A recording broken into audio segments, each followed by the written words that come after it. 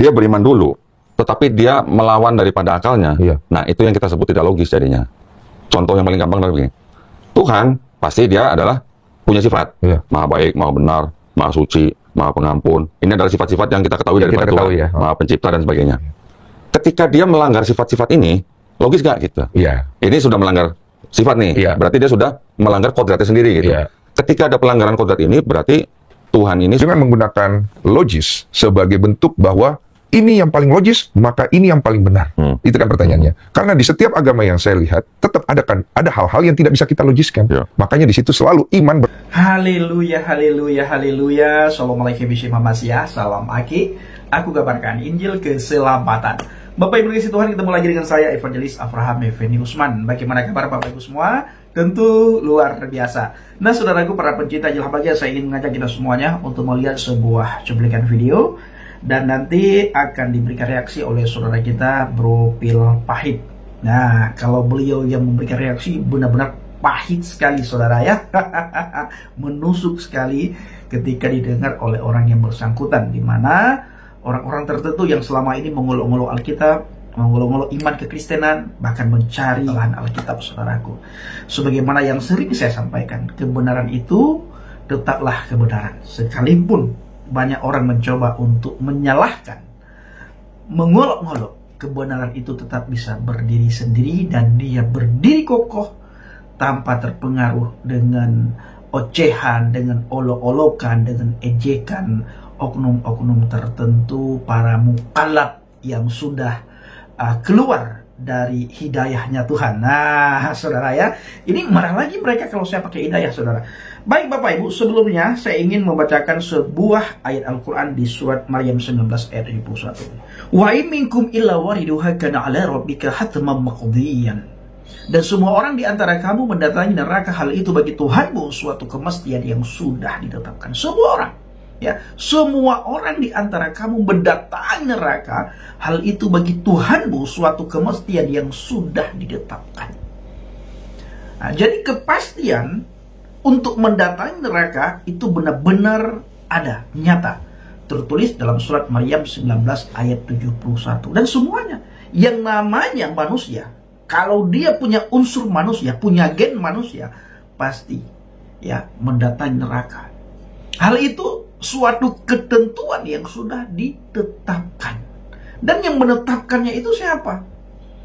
Dan tidak ada satu manusia pun yang bisa melawan ketetapan Tuhan. Tidak ada satu orang pun yang bisa melawan ketentuan Tuhan. Nah, saya pribadi tidak mau masuk neraka.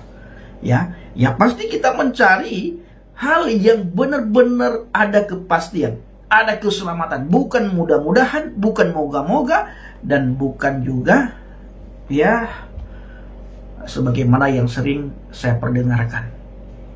Bapak Ibu, si Donditan ini sangat suka sekali dia keliling konten, ya keliling akun untuk menjelekkan kekristenan, menjelekkan dan mengolok-olok Alkitab. Tapi jangan coba-coba kita yang melakukan. Kalau kita melakukan, saudara, langsung dianggap penistaan agama. Kalau mereka Bang Pendi bagaimana? Oh enggak. Mereka itu memberitakan kebenaran. Mereka itu berdakwah. Mereka itu membela agama. Tidak mungkin mereka menista. Dan tidak akan kena dengan hukum penistaan agama. Kalau kita, sedikit saja kita baca kitab mereka, kebakaran jenggot. Tidak terima. Tetapi mereka suka mengolok-olok, suka menghina, suka menertawakan. Tapi jangan coba-coba menertawakan, mengolok iman mereka. Mereka mau mencubit, tapi tidak mau dicubit. Ketika mereka mencubit orang, mereka ketawa, tepuk tangan, bersuka cita, suka, senang sekali. Bangga sekali bisa mencubit orang. Tetapi begitu dibalas cubit, kebakaran jenggot. Ya, bahkan mereka berdiri persimpangan jalan, melakukan demo, teriak nama Tuhan dengan seruan tangkoi, tangkoi, tangkoi. Ini orang. Kenapa tangkoi? Penistaan agama. Holol doro. Ini dia saudara. Baik Bapak Ibu, saya ingin mengajak kita semuanya untuk mendengarkan apa yang direaksi oleh saudara kita Bro Pil Pahit. Bagaimana cuplikan videonya? Langsung saja sama-sama kita mendengar. Yang dia beriman dulu, tetapi dia melawan daripada akalnya. Iya. Nah, itu yang kita sebut tidak logis jadinya. Contoh yang paling gampang adalah begini. Tuhan pasti dia adalah punya sifat. Iya. Maha baik, maha benar, maha suci, maha pengampun. Ini adalah sifat-sifat yang kita ketahui daripada Tuhan. ya. Maha pencipta dan sebagainya. Ketika dia melanggar sifat-sifat ini, logis nggak gitu? Iya. Ini sudah melanggar sifat nih. Iya. Berarti dia sudah melanggar kodratnya sendiri gitu. Iya. Ketika ada pelanggaran kodrat ini, berarti Tuhan ini sudah tidak logis karena dia bertentangan gitu kodratnya. Iya. Jadi kalau Tuhan yang maha pencipta, dia menjadi makhluk ciptaannya, kalau istilahnya orang saudara kita kan inkarnasi gitu. Firman menjelma jadi manusia. Inkarnasi jadi manusia, jadi Yesus lah dalam hal ini langsung. Iya. Nah, ini yang dalam pandangan Islam, ini yang tidak logis. Karena apa? Tuhan punya sifat, dia adalah sang pencipta, dia maha benar, maha baik, maha suci, dia tidak mungkin jadi makhluk ciptaan yang tidak maha benar, tidak maha suci, tidak ada mahanya gitu kalau manusia. Saya potong. Dondi Tan selalu mengatakan bahwa Islam selalu meninggikan akal. Padahal dalam agama, banyak hal yang kita tidak bisa terima dengan logika, tapi kita memilih untuk percaya. Contohnya, Tuhan menciptakan hanya dengan berfirman, secara logika ini tidak masuk akal. Atau ada kebangkitan setelah kematian. Dan orang yang beragama mengimani itu meski tidak masuk akal. Dan saya setuju dengan pendapat Bang Denny Sumargo berikut. Saya pengen ngerucut ke materi saya nih, ya kan? Jadi sebenarnya arah pembicaraan ini adalah kata logis itu sendiri. Apakah bisa kita meyakini agama, apapun agamanya, dengan menggunakan logis sebagai bentuk bahwa ini yang paling logis, maka ini yang paling benar. Itu kan pertanyaannya. Karena di setiap agama yang saya lihat, tetap ada hal-hal yang tidak bisa kita logiskan. Ya. Makanya di situ selalu iman berperan dan bermain. Jadi tidak semua hal dalam agama kita bisa terima dengan akal. Bukan hanya Bang Denny yang menyanggah pernyataan Dondi Tan soal agama Islam meninggikan akal. Berikut ini tanggapan menohok Coki Pardede. Kalau buat gue ya, abang-abangnya, menurut gue keindahan dari agama itu sendiri adalah bahwa memang mereka berangkat dari sesuatu yang disebut iman gitu. Iya. Apapun kepercayaannya. Dan menurut saya sangat berbesar hati dan saya sangat menghormati apabila ada orang yang datang dan mengatakan kepada saya percaya A karena itu yang paling kena di hati saya. Nah. Saya rasa pada saat kita sudah memilih satu kepercayaan dan kita mengimani kepercayaan tersebut, kita nggak bisa cherry picking. Kita nggak bisa cherry picking. Saat kita sudah milih kepercayaan, berarti itu sudah sepaket dengan segala kegoipannya. Kadang yang kita lihat adalah banyak orang hanya naruh bagian yang seolah logis, tapi bagian yang nggak logisnya ditaruh, cherry picking gitu. Nggak bisa. Jadi, benar apa yang dikatakan Coki? Bahwa Dondi Tan sedang cherry picking, yang mana Dondi Tan hanya comot hal-hal yang masuk akal dalam Islam, lalu hal-hal yang tidak masuk akal dia abaikan. Ada banyak hal yang tidak masuk akal dalam Islam. Penciptaan dari tidak ada menjadi ada, perjalanan Muhammad Isra Miraj, bulan terbelah, dan banyak lagi. Untuk menerima hal tersebut, Dondi Tan memerlukan yang namanya iman, meski hal tersebut tidak masuk akal. Alkitab mendefinisikan iman sebagai berikut. Ibrani 11 ayat 1. Iman adalah dasar dari segala sesuatu yang kita harapkan dan bukti dari segala sesuatu yang tidak kita lihat. Tidak berhenti di situ, menurut Dondi Tan tidak masuk akal kalau Tuhan menjadi manusia. Bang Denny, bisa nggak Tuhan yang maha mampu itu menciptakan batu yang segitu gedenya sampai dia nggak mampu ngangkat? Bisakah Tuhan yang maha mampu itu menciptakan batu sebegitu besarnya sampai dia tidak mampu angkat? Itu kan menjadi pertanyaan sebaliknya gitu kan? Itu menjadi pertanyaan paradoks. Iya, paradoks dia jadinya. Iya, jadi oke. yang sesuatu yang tidak pada kodratnya gitu lah. Oke, oke. Kita bilang maha kuasa bukan berarti dia maha kuasa, tapi pada saat yang sama juga dia tidak maha kuasa. Oke, maksudnya begitu, jadi paradoks. Dia Jadi kontra ya. Tidak bisa satu sifat yang A pada saat yang sama bersama-sama dengan being itu gitu loh. Iya. Contoh misalnya, kalau orang bilang Tuhan itu maha kuasa, karena dia maha kuasa, dia bisa jadi apa aja termasuk jadi manusia kan gitu. Iya, itu kalau ada ungkapan seperti itu. Ada orang premis begitu ya. Iya, premisnya begitu. Kan kita bisa bertanya begini. Kalau dia maha kuasa, dia bisa jadi apa aja termasuk jadi manusia, bisa nggak dia jadi iblis? Nah, itu kan pertanyaannya. Kenapa saya bertanya tentang jadi iblisnya? Karena iblis kita sudah tahu sama-sama tahu bahwa sifatnya pasti jahat. Betul kan? Iya. Kalau Tuhan punya sifat jahat nggak? Nggak. Jadi bisa nggak pada saat yang sama Tuhan yang tidak punya sifat jahat mempunyai sifat jahat? Nah, itu maksudnya gitu. Iya. Bagaimana? Barusan kita dengarkan paradoks yang disampaikan oleh Dondi Tan. Bisa gak Tuhan menjadi iblis? Atau bisa gak Tuhan menciptakan batu yang dia sendiri tidak bisa angkat? Kembali lagi Bang Denny membantah paradoks dari Dondi Tan.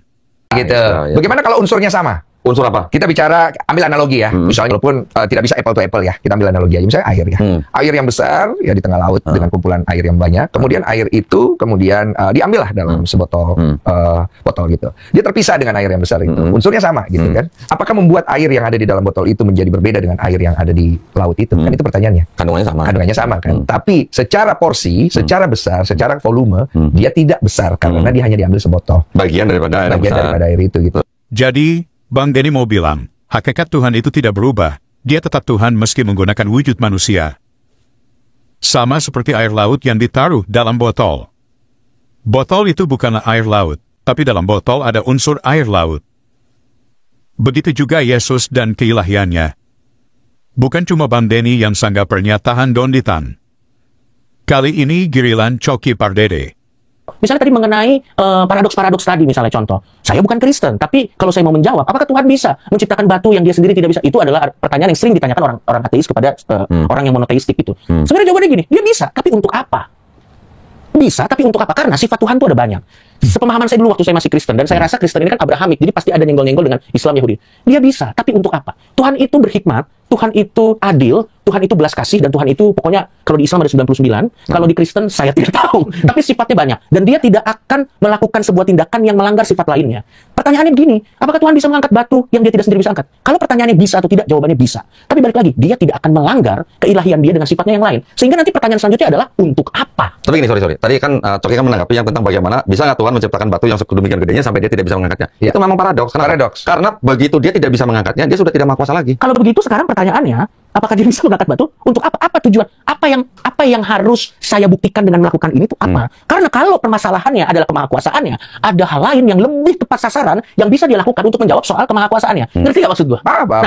Coki bertanya, apakah dengan membuktikan kemahakuasaan Tuhan hanya dengan paradoks yang dibuat Donditan?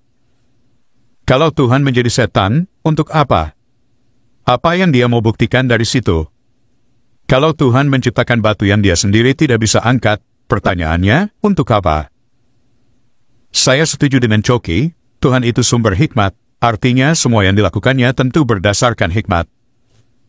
Tuhan tidak mungkin melakukan sesuatu tanpa tujuan. Dalam hal Tuhan mengenakan kemanusiaan, itu sama sekali tidak membatasi kemahakuasaan Tuhan. Justru sebaliknya, Donditan sedang membatasi Tuhan untuk melakukan apa yang dia mau lakukan menurut rencananya. Oke teman-teman, demikian tanggapan kita terhadap pernyataan Donditan di podcastnya Bang Denny Sumargo. Semoga menambah informasi teman-teman. Terima kasih untuk dukungannya, Tuhan Yesus memberkati. Tetapi coba kita pikirin, di Amerika orang nyolong berapa menit sekali udah terjadi kriminal gitu kan. Coba diterapkan misalnya, kejahatan itu bakal langsung anjlok turun, atau tetap, atau naik. Ya di Jepang nggak pakai potong tangan, salah satu negara teraman di dunia. Waduh. Sekali lagi nama saya Kainama, saya biasa dipanggil Kay. Yo, bro, pill in the house. Yo, bro, pill in the house. Sekali lagi nama saya kenapa saya biasa dipanggil K. Saya adalah mantan pendeta, saya lulusan STT Jakarta. Saya juga pernah sekolah S2 di Belanda. Tidak hanya itu, saya lanjutkan sekolah PhD di Israel. Tapi the same you are bohong. Dia adalah seorang pendeta sebelumnya yang menjadi mu'alaf dengan nama pendeta yaitu Agustinus Christoffel Kainama. Ya. Kemudian ketika beliau berganti agama menjadi Islam, menjadi seorang mu'alaf, beliau mengganti namanya menjadi Ahmad Kainama. Beliau adalah seorang pendeta yang berpendidikan tinggi, yang bersekolah di S1 di Sekolah Tinggi Teologi Jakarta. Kemudian beliau melanjutkan S2-nya di Leiden University, Belanda. Kemudian tak sampai di situ, beliau terus meneruskan pendidikannya di S3 di Tanakh Biblical Studies, Haifa, Israel, dengan mengambil bidang minat Holy Scriptural Biblical.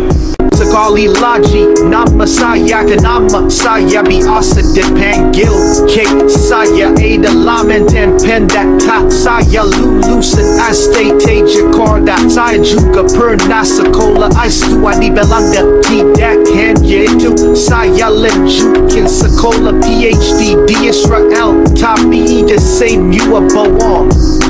Tapi the same you are bohong. Ha ha ha. Aku bukan mantan pendeta, tidak pernah sekolah keluar, aku tidak pernah sekolah teologi, tidak pernah tahu apa-apa. Pandai-pandai kita menyembunyikan bangkai, satu saat juga bau bangkai itu akan tercium. Nah, saudara dikasih Tuhan, para pencinta Jel Habaget, bagaimana tanggapan Bapak Ibu semua setelah kita sama-sama menyaksikan cuplikan videonya? Silahkan tulis di kolom komentar dan mari kita pergunakan komentar kita dengan bijak. Ingat saudaraku, carilah yang pasti-pasti ya. Jangan terpengaruh dengan mudah-mudahan. Ya, mudah-mudahan nanti kamu akan mendapatkan ini, mudah-mudahan nanti kamu akan begini, mudah-mudahan kamu nanti akan begono. Ya, carilah yang pasti-pasti ya. Dan saya sangat percaya, saya sangat yakin Bapak Ibu semua pasti mau yang pasti-pasti ya. Jangan terpengaruh dengan yang tidak pasti. Mudah-mudahan, moga-moga jangan cari yang pasti-pasti. Terima kasih. Assalamualaikum warahmatullahi wabarakatuh. Salam Aki. Aku kabarkan Injil keselamatan. Bapak Yahweh, Bismillah Adonai Yesus HaMashiach. Waruah Kudus memberkati kita semua. Haleluya. Amin. Salam murtadin. Terima kasih.